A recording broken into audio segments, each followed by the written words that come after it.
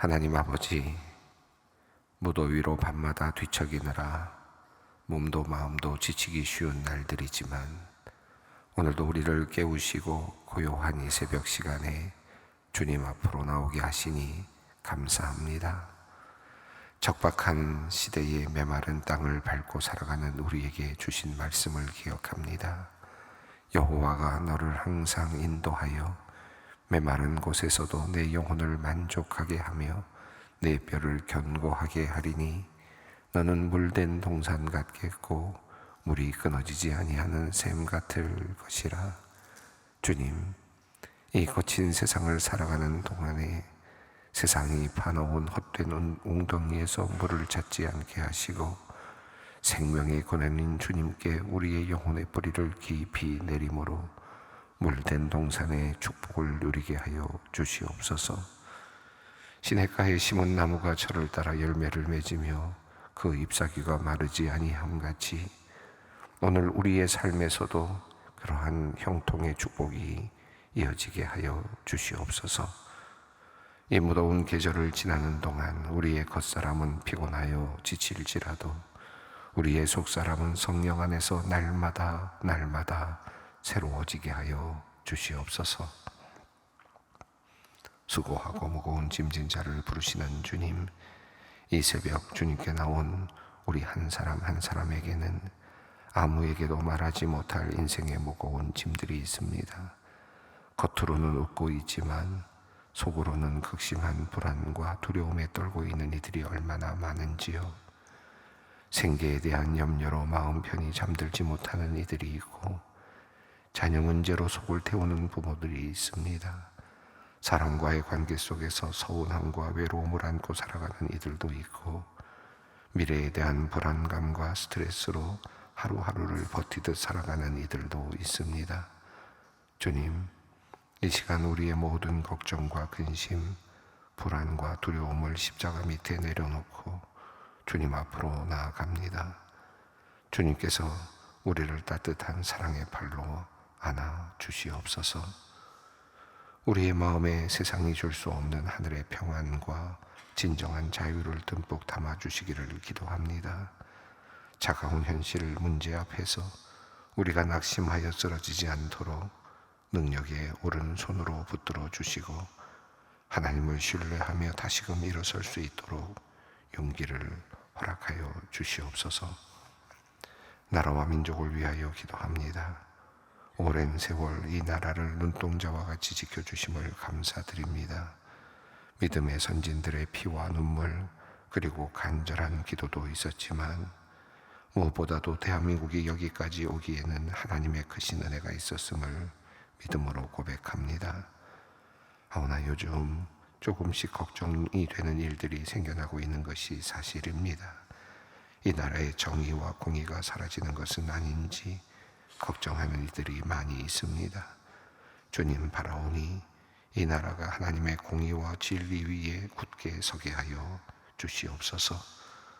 대통령과 위정자들에게 하나님을 두려워하는 마음을 허락하여 주셔서 당리, 당략과 이념적 편향을 버리게 하시고 오직 국가의 안위와 국민의 삶을 먼저 생각하는 지혜를 허락하여 주시옵소서. 고물가와 경기 침체 속에서 하루하루 최선의 일을 다해야 일하는 이들의 수고를 기억하여 주시고 정직하고 성실하게 일하는 사람이 정당한 열매를 거두는 건강한 나라가 되게 하여 주시옵소서.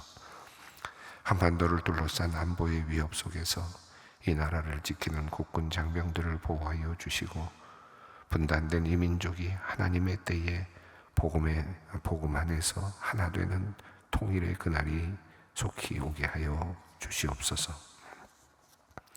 우리의 입술의 고백을 들으시는 주님, 말이 넘쳐나는 시대를 살아가지만 정작 사람을 살리는 말은 점점 사라져가고 있습니다. 인터넷과 SNS 댓글에는 분노와 비난이 가득하고 서로를 이해하기보다 판단하고 정죄하는 이 말들이 넘쳐나고 있습니다. 가까운 가족에게조차 따뜻한 말 한마디를 제대로 건네지 못하며 살아온 우리를 용서하여 주시옵소서. 사랑의 주님, 말에는 생명을 살리는 능력과 사람을 무너뜨리는 힘이 동시에 있음을 봅니다. 그러므로 주님, 오늘 우리의 입에서 나오는 모든 말이 생명을 살리는 말이 되게 하여 주시옵소서. 불평의 말보다 감사의 말을 하게 하시고 비난의 말보다 격려의 말을 하게 하여 주시옵소서. 진리를 말하되 사랑으로 말하게 하시고 자신의 의를 드러내기보다 주님의 사랑을 나타내는 말을 하게 하여 주시옵소서. 그리하여 우리가 가는 곳마다 주님의 생명이 흘러가게 하여 주시옵소서. 낙심한 자에게 용기를, 마음이 상한 자에게 위로를 전하는 축복의 입술이 되게 하여 주시옵소서. 오늘도 이웃을 돌보는 일에 헌신하는 이들을 위해 기도합니다. 사회복지사, 요양보호사, 간병인, 돌봄 노동자들, 장애인 시설과 여러 복지기관에서 일하는 사람들의 헌신을 오늘도 기억하여 주시옵소서. 특별히 소망교회가 함께 섬기는 서부요양센터와 베네스다, 그룹홈 등 소망복지재단 내의 기관들과 직원들을 기억하여 주시옵소서. 이들의 귀한 수고가 사회 속에서 인정받게 하시고 육체적 피로와 정서적 소진 가운데 있는 모든 이들이 새 힘을 얻게 하여 주시옵소서. 그들이 한 생명, 한 영혼의 존엄을 지키는 아름다운 사명을 감당하고 있습니다. 주님, 자긍심과 보람을 누리며 그 일들을 잘 감당케 하여 주시옵소서. 소망의 성도들을 위하여 기도합니다. 병원에서 이 시간 새벽 기도를 함께하는 우리 성도들이 하나님 치유의 기적을 볼 수 있게 하시고 속히 병상에서 일어나 집으로 돌아오게 하여 주시옵소서. 담낭암 2기 판정을 받은 후 오늘 수술을 받게 되는 권사님을 위해 기도합니다. 늦지 않게 발견되어 수술받게 하심에 먼저 감사를 드립니다. 집도하는 의료진의 손을 붙잡아 주시고 투여되는 약물이 바르게 잘 흡수되게 하여 주시옵소서. 오차나 실수 없이 모든 수술이 잘 이루어지게 하여 주시옵소서. 수술 후에 속히 회복되어 2학기 구역 장직분도 잘 감당할 수 있도록 주님 예비하여 주시옵소서. 이제 말씀 앞으로 나아갑니다. 오늘 선포되는 주님의 말씀이 무더운 날의 소나기처럼 우리 영혼의 가람을 채워주는 생명의 단비가 되게 하여 주시옵소서. 예수님의 이름으로 기도드리옵나이다. 아멘. 오늘의 말씀입니다. 이사야서 37장 21절로 29절까지 말씀입니다. 이사야서 37장 21절로 29절까지 말씀을 함께 봉독합니다. 아모스의 아들 이사야가 사람을 보내어 히스기야에게 이르되 이스라엘의 하나님 여호와께서 말씀하시되 내가 아수르의 사네립 왕의 일로 내게 기도하였도다 하시고 여호와께서 그에 대하여 이같이 이르시되 전혀 딸 시온이 너를 멸시하며 조소하였고 딸 예루살렘이 너를 향하여 머리를 흔들었느니라. 내가 회방하여 능욕한 것은 누구에게냐? 내가 소리를 높이며 눈을 높이도록 향한 것은 누구에게냐? 곧 이스라엘의 거룩하신 이에게이니라.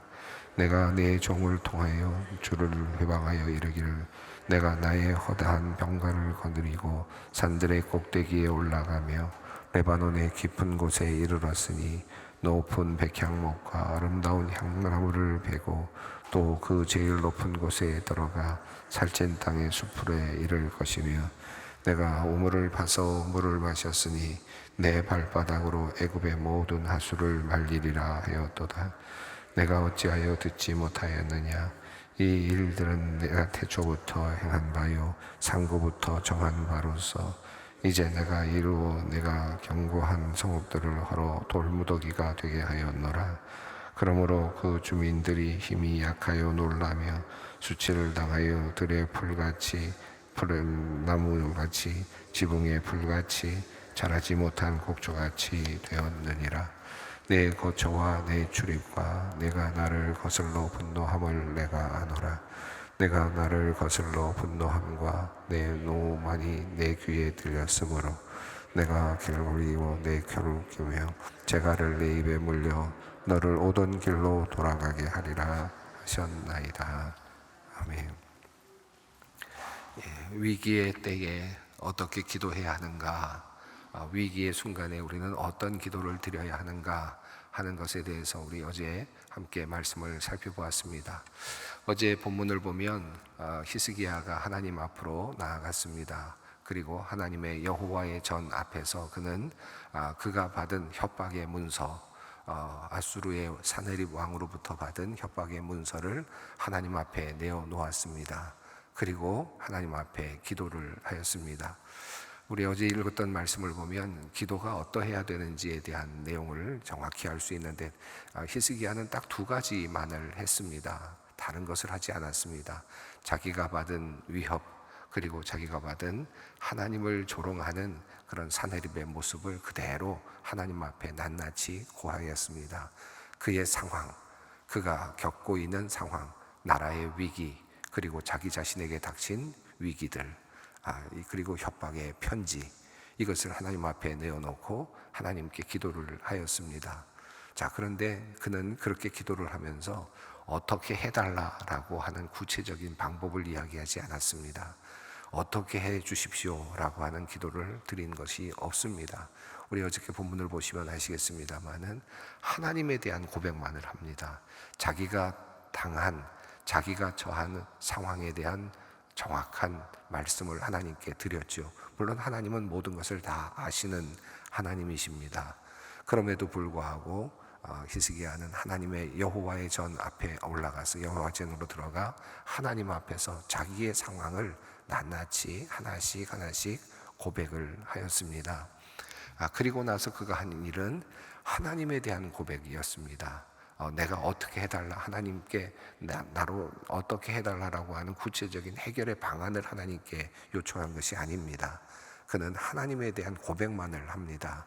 하나님은 바로 그룹들 사이에 계시는 바로 그 하나님이시고, 그리고 만군의 하나님이시며 창조주 하나님이십니다. 그리고 하나님은 모든 것을 하실 수 있으신 분이십니다 라고 하는 고백의 말씀을 하였습니다. 그 고백의 말씀이 마지막 절에 있었죠. 마지막 절 말씀은 이렇게 되어 있습니다. 우리 하나님 여호와여, 이제 우리를 그의 손에서 구원하사 천하 만국이 주만이 여호와이신 줄을 알게 하옵소서 하니라. 이렇게 되어 있습니다. 하나님만이 영광을 받으시기를 원합니다. 하나님만이 주의 이름이 높임을 받으시기를 원합니다. 그의 손에서 우리를 구원해 주십시오. 이것밖에는 없습니다. 우리를 구원해 주십시오 라고 하는 내용 외에는 그는 어떤 방법을 이야기하지 않았습니다. 오직 하나님만을 신뢰하는 기도를 하였습니다.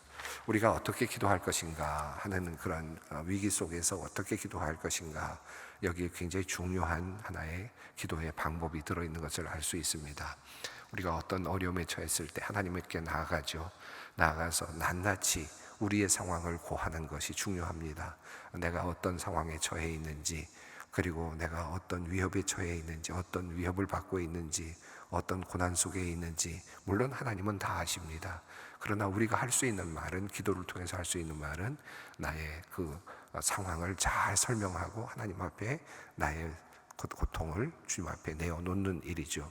그리고 우리가 할 수 있는 두 번째는 하나님에 대한 고백입니다. 하나님은 나에게 어떤 분이십니다. 하나님은 나의 구원자이시고 나의 목자이시고 나를 지키시는 분이시며 만군의 여호와이시며 창조주 하나님이십니다. 바로 그 고백을 하는 것입니다. 그리고 하나님께서 이 문제를 해결해 주실 줄 믿고 하나님께서만 영광을 받으시기를 원합니다 라고 하는 기도를 드리는 것이죠. 우리가 어저께 우리 읽은 말씀을 통해서 우리가 어떻게 위기 속에서 기도해야 되는가에 대한 아주 중요한 한 가지 중요한 팁을 얻었다고 할 수도 있을 것 같습니다. 자, 이렇게 하나님께 기도를 드리자 하나님께서 이제 응답을 하시는데요. 하나님께서 응답을 누구에게 주셨냐면 직접 주시지 않고 이사야, 아모스의 아들 이사야에게 응답을 주셨습니다. 때로는 나 자신에게 응답이 오지 않을 때도 있습니다. 하나님께서는 직접 주시지 않고 다른 루트를 통해서, 다른 경로를 통해서, 상황을 통해서나 또는 다른 사람을 통해서나 다른 어떤 역할을 통해서 응답을 주실 때도 있습니다. 오늘 본문을 보면 아모스의 아들 이사야를 통해서 하나님께서 지금 말씀을 하셨습니다.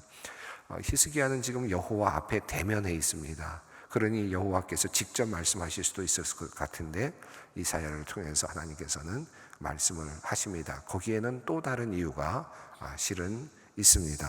자, 21절 말씀을 보겠습니다.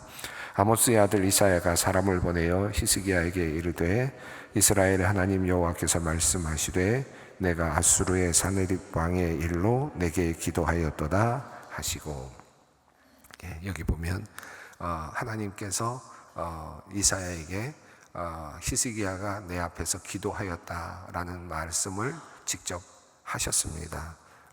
그 말씀을 하셨다는 얘기는 내가 기도한 일을 내가 들었다라고 하는 말씀이죠. 물론 하나님께서 직접 너의 기도를 내가 들었느니라 라고 직접 말씀하시면서 응답해 주셨을 수도 있겠죠.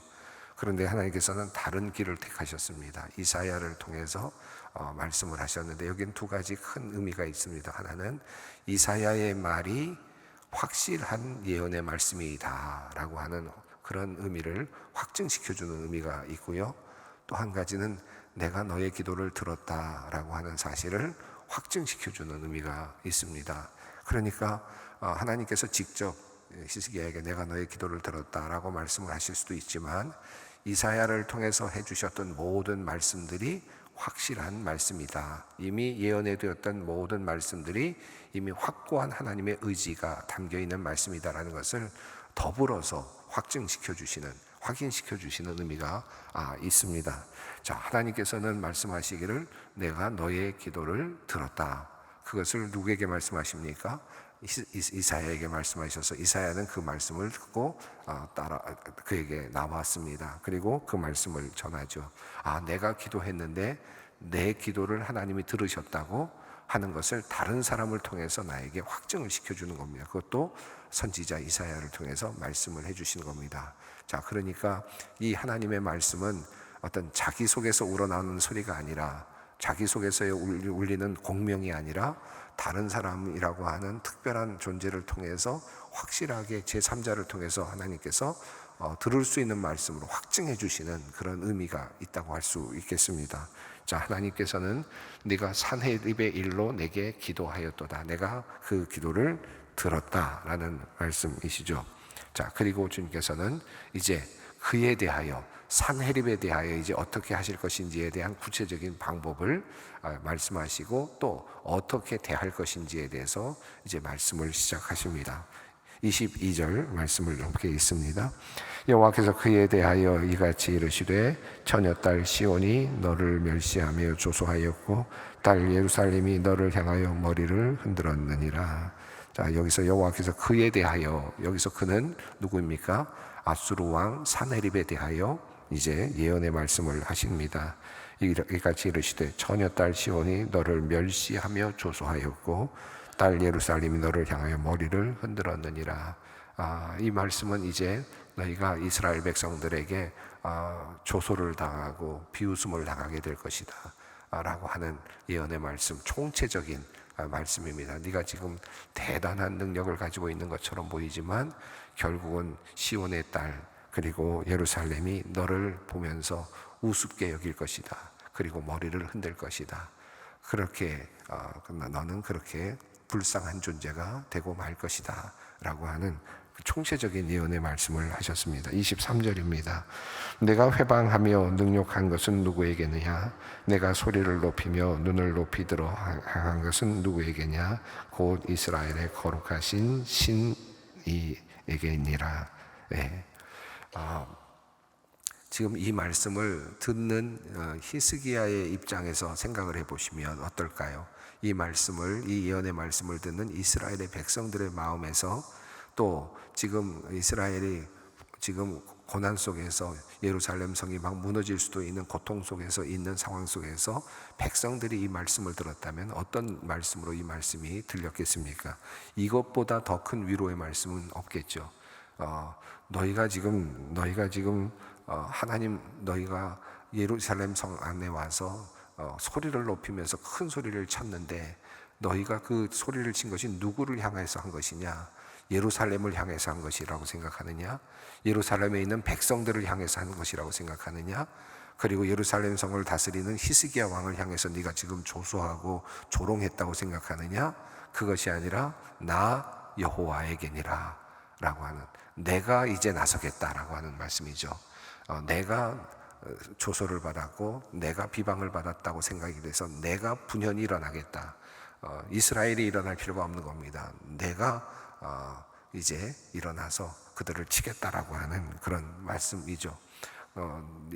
예루살렘이 지금 조소를 당하고 비방을 당하는 것이 결국은 하나님의 비방이었다라고 하는 것을 스스로 하나님께서 말씀을 하십니다. 하나님이 그렇게 말씀하시니 이제는 이야기가 좀 달라지는 것이 되는 것입니다. 만약에 어떤 사람과 사람 사이에서 어떤 문제가 일어났는데, 그런데 그 문제를 어떤 사람이 듣고 이것은 나를 비방하는 것이다 라고 말하면서 갑자기 그 사람이 분연이 일어난다면 어떻게 됩니까? 내 편이 하나 생기는 것과 같지 않겠습니까? 그런데 그분이 하나님이시다 라고 하면 이것은 얘기가 달라지는 거죠. 지금 하나님께서는 네가 지금 조롱한 예루살렘이 바로 나를 향한 조롱이었다 라고 분연히 일어나시는 것입니다. 내가 너의 편이 되겠다 라고 하는 확실한 선언입니다. 24절입니다. 함께 읽습니다.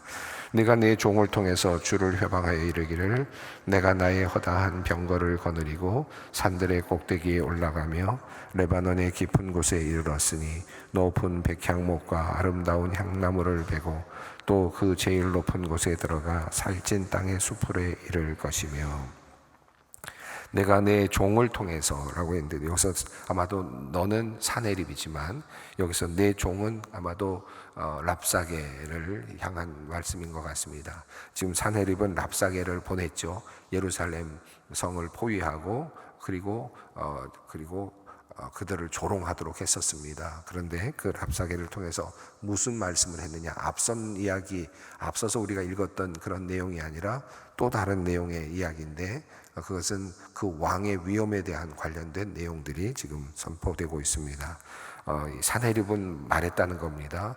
이스라엘 백성들에게 랍사게를 통해서 또 그의 또 다른 종들을 통해서 이야기를 했다는 거죠. 내가 나의 허다한 병거를 거느리고 산들의 꼭대기에 올라가며, 예루살렘 성은 산 위에 있는 성이죠. 그러니까 높은 곳에 있는 곳입니다. 산지를 넘어서야 올라갈 수 있는 그런 곳입니다. 그런 의미에서 예루살렘을 점령하겠다라는 뜻으로 보이기도 하지만 여기서 이 말씀은 전체적으로 산 위에 병거를 거느리고 올라가는 그런 위험을 이야기하는 겁니다. 이건 무모한 위험입니다. 한번 생각해 보십시오. 병거를 거느리나 마차를 거느리고 올라간다는 것은, 마차는 어디서 사용되는 그런 그 무기냐 하면 들판에서 이런 데서 평지에서 마차가 움직이는 거죠. 말들이 올라가고 하려면 어떻게 됩니까? 말들이 마차를 몰고 올라가려면 산 위를 올라간다는 것은 불가능한 일입니다. 도리어 사람이 걸어 올라가는 게 빠르지, 마차를 거느리고 말을 타고 위로 올라간다는 것은 그 나무들이 빽빽한 곳을 그렇게 말을 타고, 그것도 그냥 말을 탄 게 아니라 마차를 타고 병마를 타고 올라간다는 것은 이거는 전략상으로, 그러니까 전쟁의 전략상으로도 옳지 않은 방식이죠. 그런데 그렇게 하겠다라고 말한 겁니다. 그러니까 이 말은 나에게 부족함이 없다, 내가 못할 수 있는 게, 못할 것이 없다라고 하는 것입니다. 만약에 산 위를 만약에 마차를 타고 올라가려면 어떻게 되느냐 하면 산에 있는 나무들을 다 베버려야 됩니다. 다 베버린 다음에 마차를 타고 올라가야, 그래야 올라갈 수 있는 거죠, 그것도. 그런데 또 나아가서 이렇게 얘기합니다. 레바논의 깊은 곳에 이르렀다. 레바논의 깊은 곳, 레바논에 있는 것이 뭡니까? 백향목 아닙니까? 유명한 것이 빽빽한 산입니다. 산 지역입니다. 거기까지도 내가 마차를 타고 올라가겠다, 병거를 거느리고 올라가겠다. 이건 굉장히 무모한 그런 전략이고, 이것은 만용이라고도 할 수 있습니다. 그렇게 가면 안 되죠.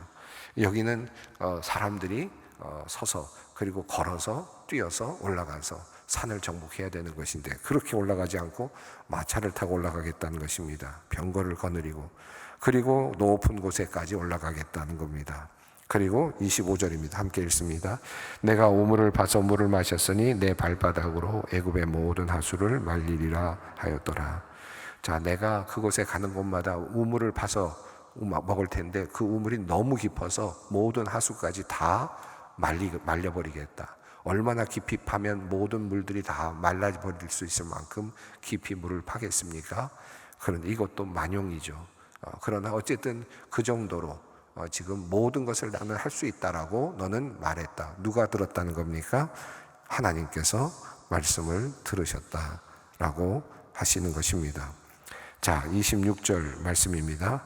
내가 어찌하여 듣지 못하였느냐? 이 일들은 내가 태초부터 행한 바요 상고부터 정한 바로서 이제 내가 이루어 내가 견고한 성읍들을 걸어 돌무더기가 되게 하였노라. 내가 어찌하여 듣지 못하였느냐? 라고 이렇게 얘기를 하시죠. 여기 보면 오늘 본문에서는 들으시는 하나님 그리고 듣는다라고 하는 이 주제가 계속되고 있는데요. 우선 첫 번째로 아모스의 아들 이사야를 통해서 히스기야에게 하나님께서 내가 나에게 기도하였도다 라고 말했으니까 너의 기도를 내가 들었다라는 것이죠. 그 다음에 또 하나님께서는 말씀하시면서 바로 이 사내립이 얼마나 만용을 떨면서 그렇게 교만하게 이야기했는지를 그대로 이야기를 하십니다. 하나님께서 그것을 들었다라고 하는 말씀이죠. 그런데 또 하나님께서 말씀하시기를 너는 듣지 못하였느냐? 그러면서 너가 듣지 못했느냐라고 그렇게 이야기를 합니다. 근데 이 말씀은 앞선 말씀 11절에 나오는 말씀에 대한 하나님의 어떤 반어법이라고도 할 수 있겠습니다. 11절에서 아수르 왕은 어떻게 말을 했습니까? 너희들은 듣지 못하였느냐? 너희들은 들었을 것이다. 바로 열방의 모든 것들, 고산과 하란과 레셉과 들라산에 있는 에덴 자손들을 그 나라를 너희가 누가 건졌더냐? 너희는 들어보지 못했느냐? 라고 말하면서 그들의 왕이 다 어디로 갔느냐? 라고 말하면서 너희는 나의 그 혁혁한 업적을 들어보지 못했느냐? 라고 그렇게 지금 물었던 적이 있었거든요. 그런데 하나님께서는 26절에서 너는 듣지 못하였느냐? 라고 말하면서 어떤 얘기를 합니까? 수많은 왕들이 오고 가고 수많은 왕들이 죽어가고 그러면서 이 세상을 이끄시는 절대적인 신이 그들을 사용하시고 그들을 내팽개치시는 것을 너희는 보지 못하였느냐? 라고 그렇게 말씀하시는 겁니다. 그리고 하나님이 지금 바로 이 일을 하신 것이다 라고 하는 내용을 말씀하시죠. 26절 27절이 그러합니다. 하나님께서 너에게 바로 그 일을 맡겨서 잠시 동안 그 일을 하게 하신 것이다.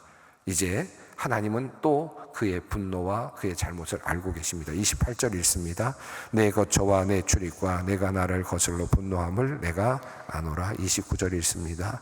내가 나를 거슬러 분노함과 내 오만함이 내 귀에 들렸으므로 내가 갈고리로 내 코를 꿰며 재갈을 내 입에 물려 너를 오던 길로 돌아가게 하리라 하셨나이다. 여기도 내 귀에 들렸으므로 네가 한 말을 내가 들었다. 그러므로 내가 너에게 이제 벌을 내릴 것이다. 너를 심판할 것이다. 라고 하는 말씀입니다.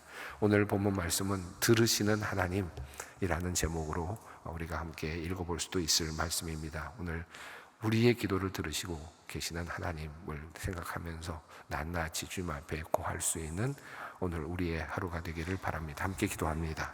하늘에 계신 우리 아버지, 아버지의 이름을 거룩하게 하시며 아버지의 나라가 오게 하시며 아버지의 뜻이 하늘에서와 같이 땅에서도 이루어지게 하소서. 오늘 우리에게 일용할 양식을 주시고 우리가 우리에게 잘못한 사람을 용서하여 준 것 같이 우리의 죄를 용서하여 주시고 우리를 시험에 빠지지 않게 하시고 악에서 구하소서. 나라와 권능과 영광이 영원히 아버지의 것입니다. 아멘.